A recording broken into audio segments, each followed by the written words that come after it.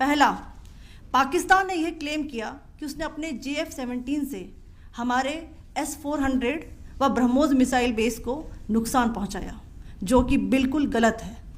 दूसरा, उसका ये भी मिस इन्फॉर्मेशन कैंपेन था कि हमारी एयरफील्ड्स जो कि सिरसा, जम्मू, पठानकोट, बठिंडा, नलिया और भुज में है, ये उसका मिस इन्फॉर्मेशन भी बहुत गलत है।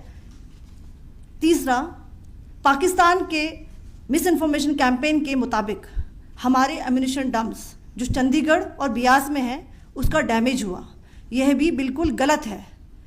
हमने आपको मॉर्निंग ब्रीफिंग में बताया था विथ फैक्ट्स एंड फिगर के साथ कि ये सारी चीज़ें बिल्कुल सही सलामत हैं।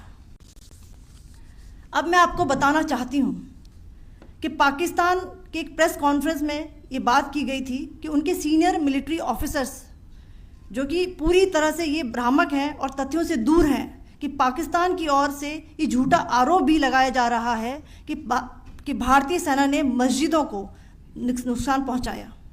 मैं इससे बिल्कुल स्पष्ट करना चाहती हूं कि India is a secular nation और हमारी सेना भारत के कॉन्स्टिट्यूशनल वैल्यूज़ की एक बहुत प्यारी झलक है।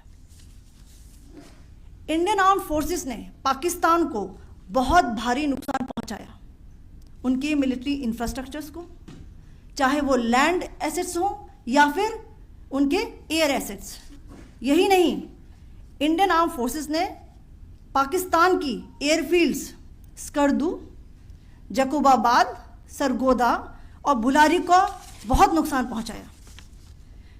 इसके अलावा पाकिस्तान के air defence system, radar system, उनको भी एयर स्पेस में अनटेनेबल किया। यह भी बताना चाहती हूँ कि लाइन ऑफ कंट्रोल के पास पाकिस्तान के command and control, logistic installations और उनके मिलिट्री इंफ्रास्ट्रक्चर्स, मिलिट्री पर्सनल्स का इतना भारी नुकसान हुआ कि पाकिस्तान की ऑफेंसिव व डिफेंसिव कैपेबिलिटी को नष्ट कर दिया गया।